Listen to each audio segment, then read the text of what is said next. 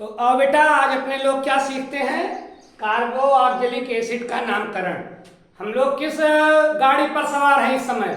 इस समय हम लोग कार्बनिक यौगिकों का नामकरण वाली गाड़ी पर सवार हैं और एक एक स्टेशन का जो है नामकरण करते चल रहे हैं। समझिए क्यों?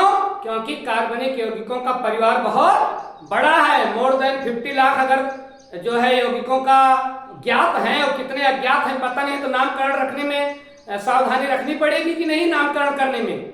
इसीलिए एक एक ग्रुप का हम लोग अध्ययन कर रहे हैं कि कौन सा ग्रुप जुड़ा रहेगा तो क्या नाम होगा, कौन सा क्रियात्मक समूह जुड़ा रहेगा तो क्या नाम होगा। आज हम लोग सीखते हैं कि कार्बोक्जिलिक एसिड का नामकरण कैसे किया जाएगा।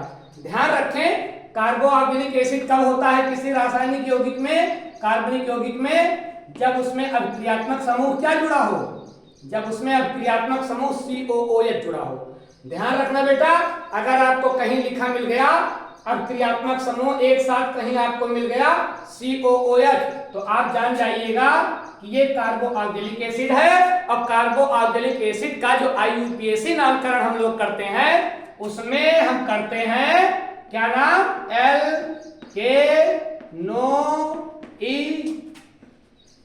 एल्केनोइक एसिड। और कितना एल्केनोइक? जितना नंबर ऑफ कार्बन हो। अब इसको हम लोग आगे देख लेंगे। एक बात और ध्यान रखें, इसका जो सामान्य सूत्र होता है वो क्या होता है? वो होता है CnH2n + 1 COOH। लेकिन ध्यान रखिएगा ये वाला सूत्र इस समूह के पहले सदस्य पर काम नहीं करता है। एक सूत्र और आप देख ले, CnH2n और COOH। इसमें ये ध्यान रखना है, इसमें इस सूत्र में ये काम चलाओ सूत्र है आपके समझने के लिए, आपको लिखा पढ़ी में यही मिलेगा। तो COOH, CnH2n COOH, इस सूत्र को आप ध्यान रखेंगे। इसमें केवल क्या ध्यान रखेंगे कि जब आप गिनती करने लगेंगे तो ये वाला C भी जोड़ लेंगे, ये वाला H भी जोड़ लेंगे तो ये सूत्र बिल्कुल सटीक काम कर जाएगा। और ध्यान रखें, इसका जो अणु सूत्र होता है वो क्या होता है? इसका अणु सूत्र होता है CnH2nO2। मतलब किसी कार्बोक्जिलिक एसिड में नंबर ऑफ कार्बन कितना होगा? जितना होगा हाइड्रोजन उसका 2 गुना होगा और O2 होगा। ये फिक्स है, ये इसका क्या है? ये इसका है अणु सूत्र। इतनी बात आप समझे? अब आइए हम लोग देखें इसके कुछ उदाहरण, तब आप समझ जाएंगे। जैसे देखिए ये मिस्टर कौन है? COOH, HCOOH। ये कार्बोक्जिलिक एसिड समूह के पहले सदस्य हैं। अब देखिए COOH आ गया, हाँ आ गया। आप तुरंत जानते हैं कि अगर COOH आ गया तो ये कार्बोक्जिलिक एसिड है। और कार्बोक्जिलिक एसिड अगर ये है तो इसका नाम क्या होगा? एल्केनोइक। और एल्केनोइक में कौन सा एल्केनोइक? जितना नंबर ऑफ कार्बन है। कितना नंबर ऑफ कार्बन है? एक होता है तो IUPAC में क्या जाता है? मेथ। तो बेटा इसका नाम क्या हो जाएगा? इसका नाम हो जाएगा मेथेनोइक एसिड। क्या हो जाएगा? Methanoic acid. और इसी का बुलाने वाला नाम क्या है? Formic acid. परिचित है? चींटी काटती है तो अपने लोगों के शरीर में कौन सा जहर डाल देती है? Formic acid. और बिच्छू का डंक मारता है तो कौन सा एसिड अपने लोगों के शरीर में डालता है? Formic acid. बर अपने लोगों को डंक मारती है तो कौन सा एसिड डालती है? Formic acid. खतरनाक एसिड है ये फॉर्मिक एसिड, बुलाने वाला नाम, लेकिन IUPAC नाम मेथेनोइक एसिड। और एक उदाहरण देखें, इनको जरा देखिए, CH3COOH। अब इनको जरा देखिए, बताइए नंबर ऑफ कार्बन कितना जा रहा है? 2। नंबर ऑफ कार्बन 2 जा रहा है तो ये हो गया एक, पक्का है, एथेन और ओइक, एथेनोइक एसिड। क्योंकि नंबर ऑफ कार्बन कितना जा रहा है? 2 और COOH जुड़ा ही है तो COOH किसकी पहचान है? एल्केनोइक की। तो कौन सा एल्केनोइक? जितना नंबर ऑफ कार्बन। कितना नंबर ऑफ कार्बन?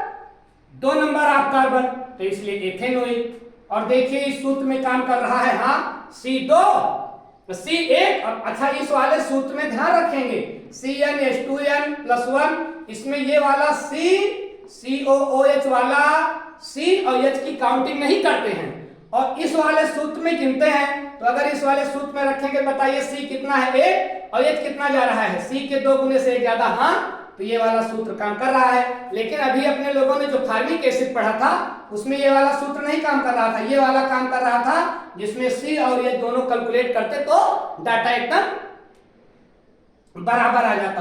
तो ये है बेटा, अच्छा ये क्या है, ये है एसिटिक एसिड, मतलब सिरका। सिरका खाए हो, सिरका औषधि है सिरका, तो ये सिरके को क्या बोलते हैं, एसिटिक एसिड। लेकिन अगर आपसे पूछ लिया सिरके का IUPAC नाम तो एथेनोइक एसिड, और फार्मिक एसिड का IUPAC नाम मेथेनोइक एसिड। इतना समझ गए बेटा। चलो एक उदाहरण और देखो, एक उदाहरण ये देखिए, CH3CH2COOH, तो COOH आ गया, इसका मतलब कार्बोक्सिलिक एसिड हो गया, हाँ हो गया। और नाम क्या जाएगा, एल्केनोइक। कितना एल्केनोइक, जितना नंबर ऑफ कार्बन हो 1 2 3, बताइए नंबर ऑफ कार्बन कितना जा रहा है 3, तो ये हो गया प्रोपेनोइक एसिड। क्या हो गया, प्रोपेनोइक एसिड। इतनी बात आप समझ गए, चलिए ठीक है। और सूत्र भी देख सकते हैं, C कितना जा रहा है 1 2, तो 2 दूना 4, और ये H जा रहा है 3 2 5, तो 4 से 1 ज्यादा है, तो ये वाला सूत्र काम कर गया। ये वाला नहीं गिनना है इस वाले सूत्र में। और अगर इस वाले सूत्र में जाएंगे तो देखें 1 2 3, और हाइड्रोजन कितना होना चाहिए, उसका 2 गुना, 3 2 5 1 6, हाँ ठीक है। तो इसका मतलब ये क्या है, ये है propanoic acid.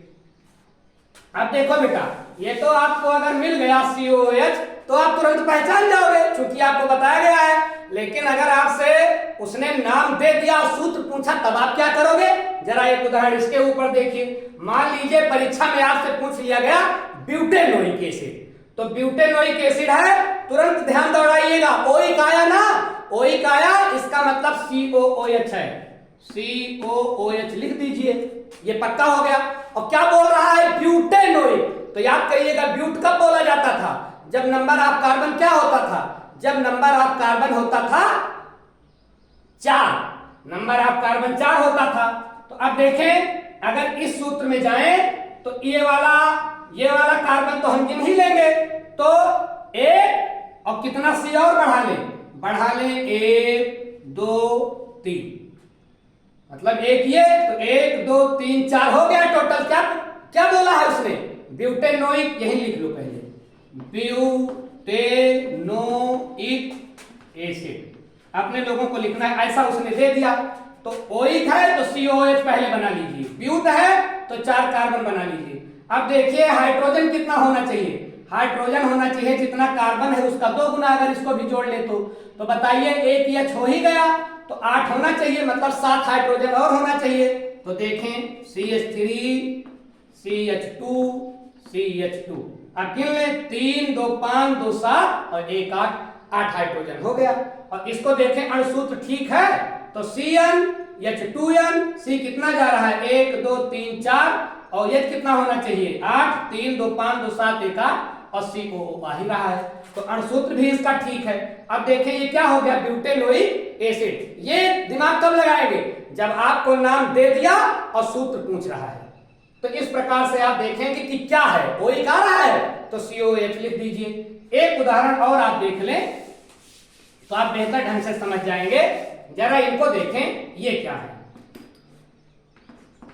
CH3 CH3 CH और COOH, ये मिस्टर कौन है।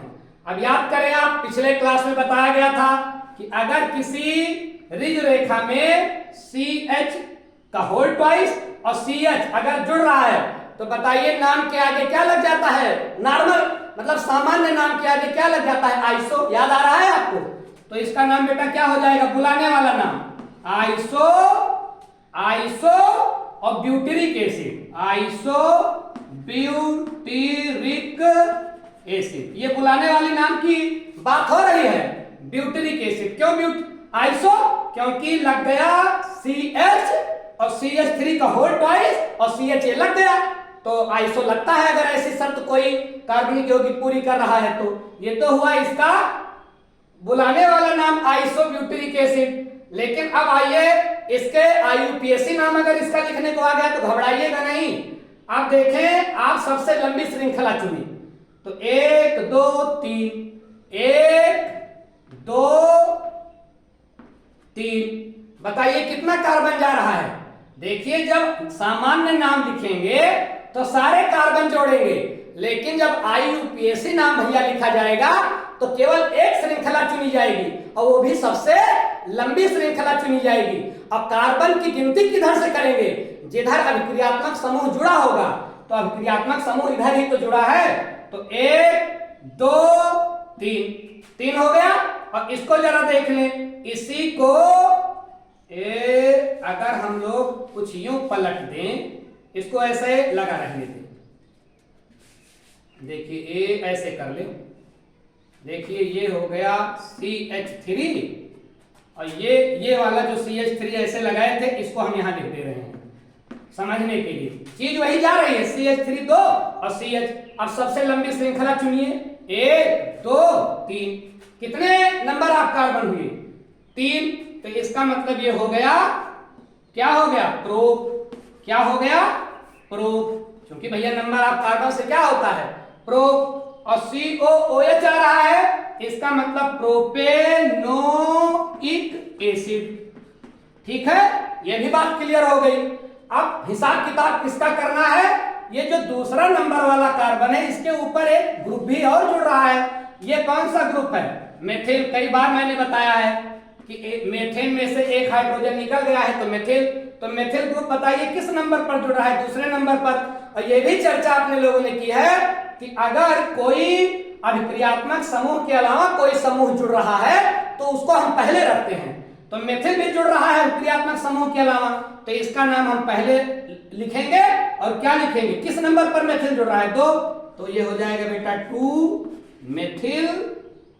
2 मेथिल प्रोपेनोइक एसिड। इसका नाम क्या पड़ेगा? 2 मेथिल प्रोपेनोइक एसिड, जब इस तरह से दिया गया है तो। और इसी को अभी मैंने दूसरे किस्म से लिखा था। घबराने की कोई जरूरत नहीं, केवल आप ध्यान से देखेंगे बस। सावधानी हटी दुर्घटना घटी। आप सावधानी से अगर काम करेंगे तो बहुत अच्छे ढंग से कार्बो ऑक्जेलिक एसिड का नामकरण कर सकेंगे। और इनका IUPAC नाम क्या होता है? एल्केनोइक एसिड। और एल्केनोइक कितना? जितना नंबर ऑफ कार्बन। तो मुझे लगता है बेटा आप एक कार्बो ऑक्जेलिक एसिड का नामकरण बेहतर ढंग से समझे होंगे। शेष नामकरण वाला जो क्रम है ये जारी रहेगा नेक्स्ट वीडियो में। ओके बेटा।